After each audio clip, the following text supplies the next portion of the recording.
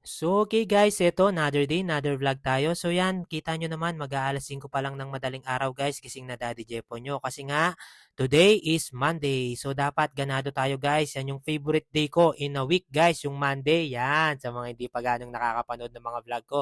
Kasi yung Monday ay isang buong linggong pagpapala ng Panginoon. Yan. Thank you Lord. So yan, akin nang bubuksan yung aking tindahan guys. Yan, keep on watching lang. Makikita nyo paano yung ginagawa ko yung aking mga routine araw-araw, yan. Everyday talaga, halos nagigising ako. Minsan, 4:30 AM pa nga eh.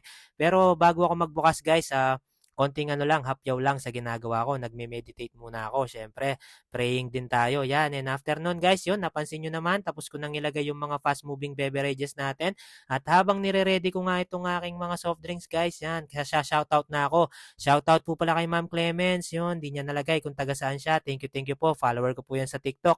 At ito pa, shoutout din po kay Ma'am RCGE from Japan. Isipin nyo yun, nakakapunta dun yung ano natin, mga vlog natin. And after nung coffee break, thank you ma'am sa pag-follow at sa laging pagsubaybay sa mga vlog ko. Yan, napansin nyo naman guys, sinuot ko na yung maywagan jacket natin kasi nga for today's vlog, papalingkin na rin tayo guys. And after nun, eto, nandito na ako sa trike. Siyempre, pipray tayo ulit para mag-guide naman tayo ni Lord. Thank you Lord for this morning.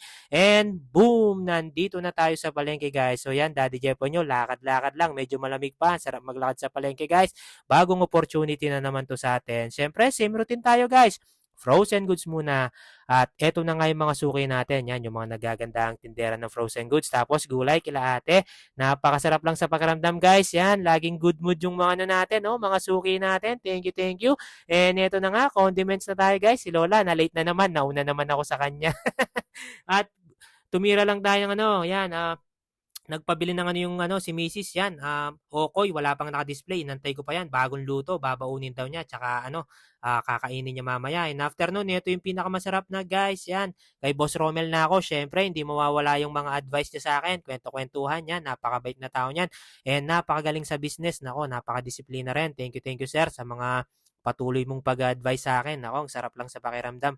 Pag yung ibang tao binibigyan ka ng magagandang advice, at lagi kang sinasabihan na magaganda, yun, nakaka-motivate. And after nun, yan, si pare ko, kinarga na at diniskarga na yung yan, yung mga pinabili natin guys. At ito, kita nyo naman yan, dumiskarte na rin tayo ng chicharon guys. And after nun, ito naman, soft drinks guys. Actually, meron pa guys, marami tayong soft drinks. Kaso, ayoko masayang yung biyahe ko. Kaya yan, pandagdag lang yan. Fast moving naman yan guys, mabilis lang maubos.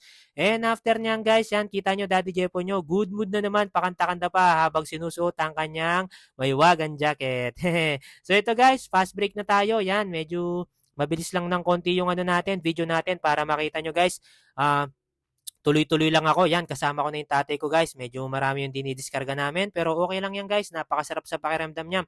It means something is happening in our life. Diba? Lagi ko nga sinasabi. Ayun guys. And after nun, ito, dapat mabilisan lang to guys. Yung frozen goods, yan, inayos ko na. Yan. Habang si mami pala dyan kumakain. Actually, hindi ko siya napag-ready ng pagkain niya. Pero sabi ko sa kanya, babawi na lang ako dito guys. Ito, antayin nyo lang ha. Pagsara ng rep. Yun. I-ready ko na lang yung babaunin niya. Yan. Kasi parang hindi kumpleto yung araw ko pag hindi ko sinerve si mami kahit papano. So yan guys, yan yung nagpapabuhay talaga sa akin, yung serve ko yung family ko, tsaka gawin ko yung mga bagay na magaganda para sa kanila.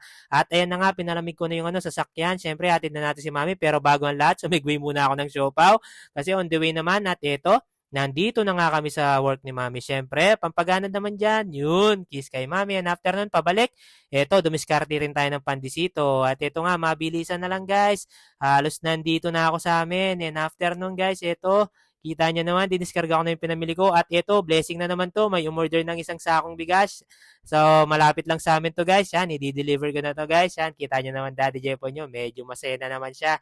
At ayun na nga guys, ito, na-deliver na natin. Thank you, Lord. Yan. At yung mga pinamili natin, guys, ito, dali-dali ko na rin inayos. Yan, yung mga primary na gulay. Yan. At syempre, tignan natin yung presyo. Medyo tumaas yung mga ibang gulay. At ilalagay na natin sa ating chiller. So, yan, guys. Tuloy-tuloy lang tayo sa mga gustong magpa-shoutout. Comment lang kayo, guys. At sa mga may katanungan na medyo personal, syempre, isip-isip muna Daddy Jepoy bago sagutin. Gagawa ko ng vlog sa mga yan, guys. Sana magawa ni Daddy Jepo nyo agad-agad. Medyo busy lang. So, yun lamang guys. Halos patapos na ako dito. Yan, isasabit ko na lang yung tuyo. At magbe-break muna ang inyong bida. Kakain muna tayo guys. Yan, inabutan na ako ng lunchtime dyan. Ito, Kain na po tayo guys. Yan pala yung ulam namin. Yan, nilagang baboy. Maraming maraming salamat po. God bless po sa inyo lahat. Siyempre, finger heart kayo sa akin. Bye-bye.